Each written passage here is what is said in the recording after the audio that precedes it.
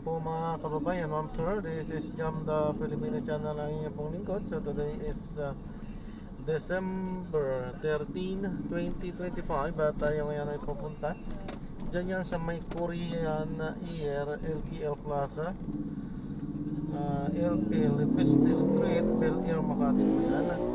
At dadalhin po natin sa may Juan Ayala Mall Entrance, sa may San Lorenzo, Makati po.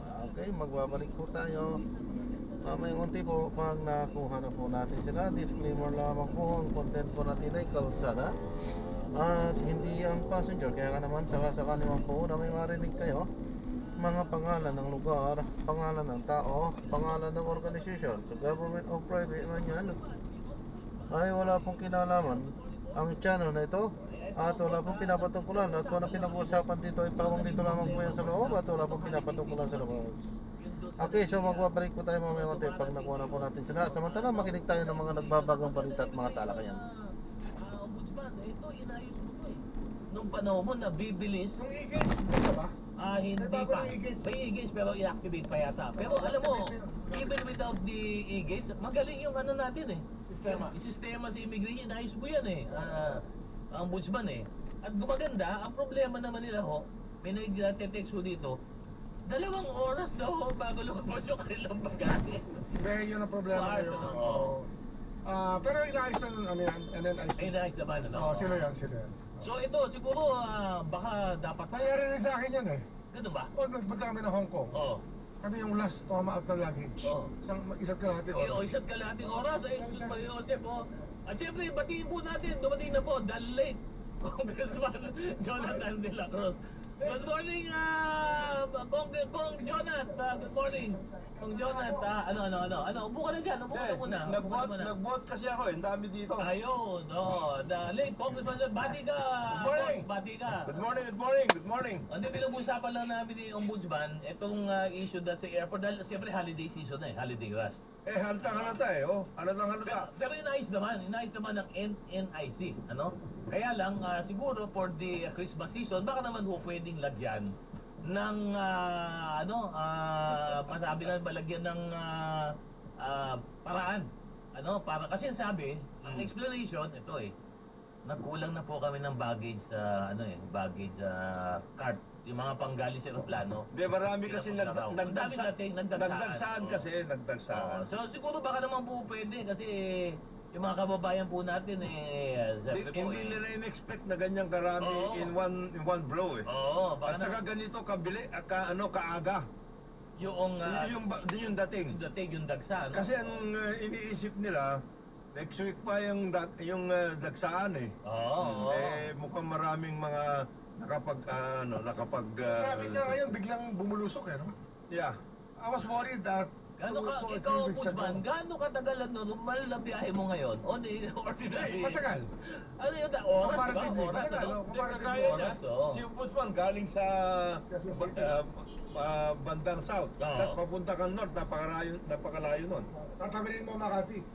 Yung tawirin mo pala Yes. Makati, ilang oras na yun, medyo abuti. Hindi, mabigat yun. Ang problema kasi natin, naging car-centric tayo talaga. Our transportation system is a car-centric system, which should not really be the case. Pero bakit nagkaganon? Yun ang tanong. Well, kasi nga, ang nangyari dyan, yung mga dati na programa na comprehensive transport system hindi natupad. Kasi ang US hindi railway based. Oh, Kasi for a long time nag-rely tayo sa US. Paano kinopya natin? Kinopya natin sila. Car. Kasi nung Spanish times, Oo. parang nakastila, marami ng railway doon. Meron tayo. Tayo mismo. Pero tayo, may karya tayo ito, di ba? Meron Ito tayo. yan. Sa Cavite lang may railway. May railway. Hanggang Naik, saka hanggang Cavite City. Meron na Ganun ba? Yes. Ganun ba? Pinatay yan, pinatay. Oo, hanggang Naik, saka hanggang Cavite City. Yes, meron Nawala na lang. Nawala na. Pinatay yun. Ano nangyari sa right of way doon? Squatter. Tapos sinamagit na lang ng gobyerno. Oh, gano'n, yes, marami na. Mali. Mali, ano? We should never, kasi ang problema ng Pilipinas, ganyan talaga. Mahilig tayong mag-squat sa right of way. Tapos yung easements, ini-squatan din ng tao. Yes. Wala Ano sense ba of kasi? law. Oo. Ayaw sumunod sa batas ng tao. Impunity, the sense of impunity. Oo, ayaw sumunod sa batas. Sigurado ko, Ombudsman, iyan ang karanasan ninyo sa Cavite. meron dyan na Hindi, mga... yan tayo lang yung seven. Lahat, all over the Philippines. ano? All over the At Philippines. yun na nasa Cooperstown. Dapat nga walang taong nakatira sa tabi ng tubig eh. Oo. Easement yan eh. Easement yan. Uy, maganda yung sinabi mo, napag-usapan natin yan, yung bang... Ano ba talaga? May mansion pa yan, bawal yan. Oo. Tabi ng tubig. Dapat Ano yan, yan? may daanan ng tao. Ito, ombudsman, ano? Kasi ikaw naman eh, kilala mo. For sure land, Ano ba talaga ang easement, easement etc. natin ba? From the riverbanks all the way to the Vintables. 10 meters. Minimum yun. 10 metro dapat ang Minimum. layo mula doon sa dulo ng River. ilog hanggang papasok. Yes. So dapat libre yun. Kasi tanda mo pa, Oo. yung mga ninakaw ng mga real estate companies. Yes. Yung mga ilat. Oo. Yung ninakaw ng mga real estate companies yan. Ninakaw na yala yan. Oo. So marami yan, Yes. ninakaw nila yan. Oo. Yes. Sa tao yung may ari niyan eh. Tabing tubig, di ba? Oo. Property, law on property. Oh, 10 meters. 10 meters, diba? oo. Pwede tayuan yun. Minimum of 10 meters easement, ha? Tignan mo na Ang problema nga, yung property law, yung sa beaches, hindi nila dinefine sure. masyado for sure For sure land. land. Hindi nila dinefine properly yung for sure land. Ang for sure, So dapat- implementing rules lang. Dapat yan dinefine sa law yan. Yung for sure Yung, lang. ang for sure land, ang minimum dapat yan 20 eh. 20-30. Kaya ito rin. 50 yan, 100. Dati. Dapat ganyan. Nasaan ba dapat yun? 100 meters dapat yan. Nasa ba yung definition dapat doon? Anong law ba dapat ng... Property. Civil Ay, code, civil civil code, code, civil civil code. code, oo. So hindi in-update ang civil code? Hindi, hindi nilagyan in-update. ng, Oo. metro talaga. Kaya iniskotan na iniskotan niya. Eh sa amin nga sa Ipanema eh, Oh. 100 eh.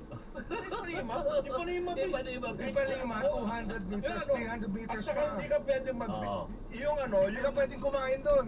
At saka hindi ka... Hindi ka pwedeng magsigarilyo, hindi ka pwedeng kumain, hindi ka pwedeng Kumbaga, uminom. open talaga. Open public space yun. At saka yung bawal gumawa ng personal things sa loob. Yung Bawal road- kumain. Yung road is in between the development and Bawal the sea. magsigarilyo, bawal kumain, bawal lahat.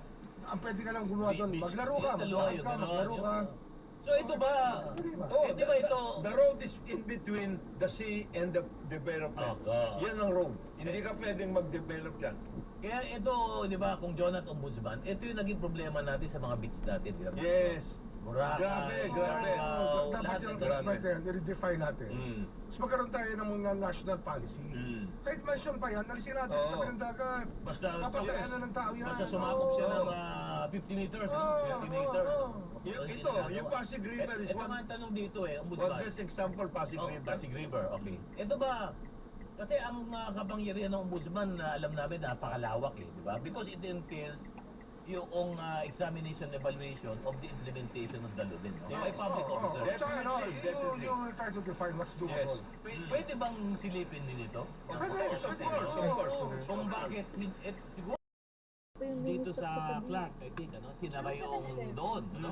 Na yun ay tapunan, supposed to be ng iba't ibang bayan. Galing iba, Metro Manila pa nga, no? Yung ano ang sasabihin ng mga NGO, oy, totoo lang, wala nang kakanin mapaglagay. Ah, hindi. At sinasabi ba, dapat within the NGO, maglagay ka na ng landfill mo. O ano? May mga Reuse, recycle.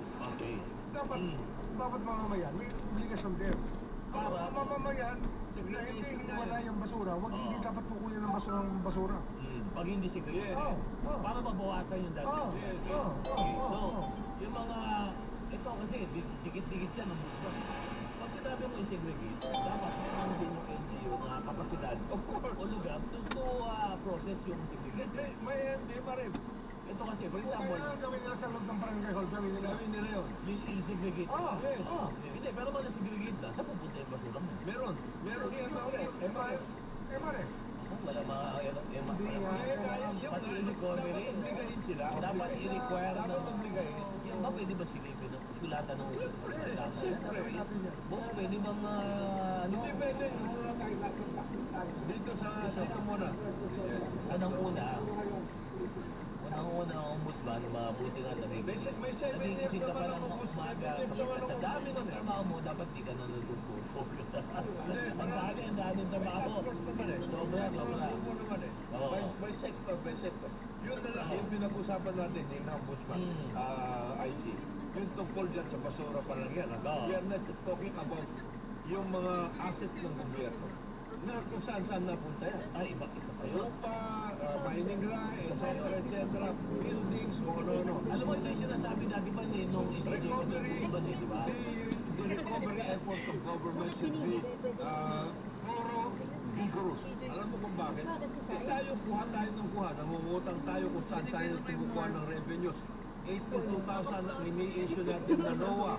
Hindi mo At saka yung mission binalo. order. Ganon? Oh, this year, 82,000 lang. 82,000 ang ini-issue. Oh, Parang galing din parang ng- dami Ano lang kaya yan. ang printing na bill mo? Kasi saya.